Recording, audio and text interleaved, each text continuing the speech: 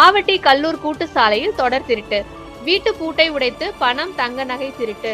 கடலூர் மாவட்டம் ராமநத்தம் அருகே ஆவட்டி கல்லூர் கூட்டு சாலையில் அமைந்துள்ள தனலட்சுமி நகர் பகுதியில் திருட்டு சம்பவம் நடைபெற்றது. இந்த பகுதியில் சுமார் 100க்கும் மேற்பட்ட குடும்பங்கள் வசித்து வருகின்றனர்.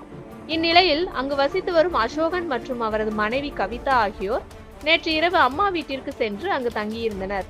இன்று காலை அவர்கள் வீடு திரும்பி வந்தபோது வீட்டின் முன்பக்க கதவின் பூட்டு உடைக்கப்பட்டிருப்பதை பார்த்து அதிர்ச்சி அடைந்தனர்.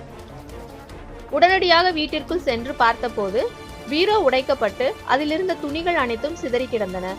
மேலும் பீரோவில் வைத்திருந்த ரூபாய் 70,000 பணம் மற்றும் சுமார் 1.5 பவுன் தங்க காயின் மர்ம நபர்களால் திருடி செல்லப்பட்டிருப்பது தெரிய வந்தது.